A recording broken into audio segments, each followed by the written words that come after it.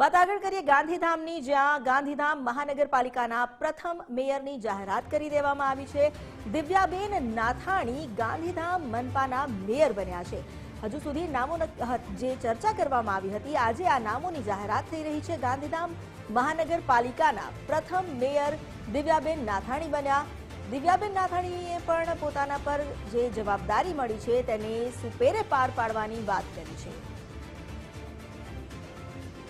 ગાંધીધામ મહાનગરપાલિકાના પ્રથમ મેયરની જાહેરાત થઈ ચૂકી છે। દિવ્યાબેન નાથાણી જેઓ ગાંધીધામ મહાનગરપાલિકાના મેયર બન્યા છે। આ ઉપરાંત નવીનભાઈ જુરુ જે ડેપ્યુટી મેયર બન્યા છે।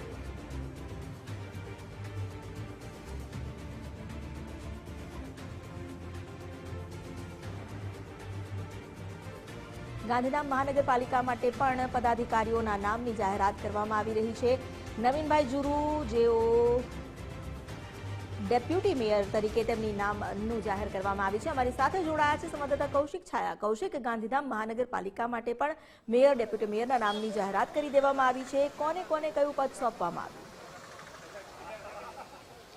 જી, ચોક્કસથી ગાંધીધામ મહાનગરપાલિકામાં પ્રથમ વખત મેયર મળ્યા છે ત્યારે દિવ્યાબેન નાથાણીનું નામ મેયર તરીકે જાહેર કરવામાં આવ્યું છે। તેને લઈને એક ઉત્સાહનો માહોલ અત્યારે સીધા દ્રશ્યોમાં અત્યારે જોવા મળી રહ્યો છે અને અત્યારે હાલ નગરપાલિકા કચેરી ખાતે અત્યારે બેઠક યોજવામાં આવી છે અને આ બેઠક બાદ વિધિવત નામ દિવ્યાબેન નાથાણીનું નામ જાહેર કરવામાં આવશે। અત્યારે લોકોમાં એક ઉત્સાહનો માહોલ પણ અત્યારે પ્રવર્તી રહ્યો છે।